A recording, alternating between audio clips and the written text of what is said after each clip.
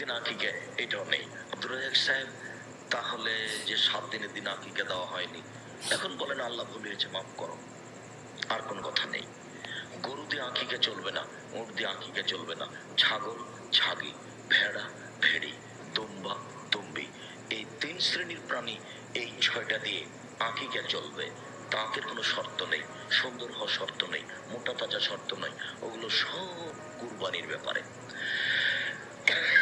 কুরবানি হচ্ছে নেকির কাজ, আর এটা হচ্ছে বাপের জিম্মেদারি। কানা হোক, খোড়া হোক, যারা বলছে যে টাকা ছিল না সেজন্য আকিকা দেওয়া হয়নি, ওটা মিথ্যে কথা বলছে। এখনই ছেলের হাত ভেঙে গেলে 3 ঘন্টার মধ্যে 10,000 টাকা সংগ্রহ হবে। আর আকিকার জন্য কোনো দামি পারানি লাগবে না, ভালো একটা খাসি কিনেন, টাকা কম আছে একটা ছাগি কিনেন, তার চেয়ে কম আছে একটা ভেড়া কিনেন, তার চেয়ে কম আছে একটা 3 মাসের ভেড়া কানা দেখে কিনে নিয়েছেন, কানা। আকিকার জন্য কোনো শর্ত নেই। আকিকার জন্য 7 দিনের দিন একটা প্রাণী, ছেলের জন্য 2টা পশু জবে করতে হবে, আর নাম রাখতে হবে, আর মাথা নেড়ে করতে হবে। ডাক্তার বলেছে মাথা নেড়ে করো না, তখন আপনি বলবেন আমার ছেলে মারা গেলেও মাথা নেড়ে করব। তারপরে কি পরামর্শ আপনি বলেন? মেয়ে হলে একটা, ছেলে হলে 2টে। মোটা তাজার কোনো হিসাব নেই, কানা হোক, খোড়া হোক, ল্যাংড়া হোক, প্রাণী যেন জাম থাকে। কথা বুঝতে পারেননি? এটা নেকির কাজ নয়, এটা হলো বাপের জিম্মেদারি। বাপ যে ছেলে মেয়েকে উপার্জন করে খাওয়াবে, তার এটা একটা। বুঝাতে পারি না মনে হয়। 14 দিনে 21 দিনের জীবনে একদিনে হিসাব করবেন না। গরু লাগবে না, উট লাগবে না, ছাগল, ছাগি, ভেড়া, ভেড়ি, তোমরা তুমি, কানা হোক, খোড়া হোক, ল্যাংড়া হোক, 2 মাসের হোক, 3 মাসের হোক, 6 মাসের হোক, যেভাবে আপনার সহজ। এরপরে খাতনা, অনুষ্ঠান ছাড়াই। তবে আকিকের গোস্ত, বাপ মায়ের গোস্ত বাপ মা খাবে। ওই কুরবানির গোস্ত, ওটা ছিল ফকিরের দাম। আল্লাহ রসুল বলেছেন, আল্লাহ বলেছেন নিজে খাও, ফকিরকে দাও, ওটা কুরবানি। যদি ফকির থাকে না দেন, তাহলে আপনি পাপী, দিতে আপনি বাধ্য।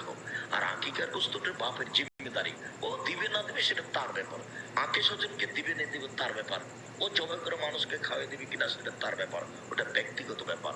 আর খাতনার কোনো অনুষ্ঠান হবে না, এমনি ক্লিনিকে করে নে বাচ্চার খাতনা। আর না হলে আগে যে একজন খাতনা করা ব্যক্তি এসে সারা গ্রামের করতো না, ওইভাবে করে নেন। হ্যাঁ, যেটা হোক করে নেন, ওর কোনো অনুষ্ঠান নেই। সম্মানিত দিনী ভাই বোন, এবার বাচ্চা বড় হয়েছে, আংশিক ছোট্ট করে কয়েকটা কথা এখানে বলে যাই। পরিবার ও পারিবারিক জীবন এতক্ষণ ছিল বিবাহ সংক্রান্ত জীবন। এইবার বয়স বাচ্চার 7 বছর হয়ে গেছে। 7 বছরের আগে 7 দিনের দিনের 2টা কথা বলে এখানে ফিরে আসি। আল্লাহ রাসূল বলছেন, মান ওয়ালাদাহু ওয়ালাদুন ফালইহসিন ইসমাহু, কারো যদি ছেলে মেয়ে জন্ম নেয় তাহলে সে যেন সুন্দর নাম রাখে। নাম রেখেছে আহমাদ, আর ডাকছে টুরু বলে। ওটা আসল নাম আর এটা ডাক নাম।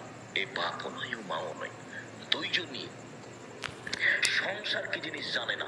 মা তো উস্তিনি চাপে না নিজের ভাষায়, কোন শরমে কোন লজ্জায় দুজনে বলে যে এটা ডাক নাম আর এটা আসল নাম। এটা হয় কি করে? এটা হয় কি করে? যেটা নাম রেখেছেন সেটাই বলে ডাকবেন, বাপ সেটা বলে ডাকবে, মা সেটা বলে ডাকবেন।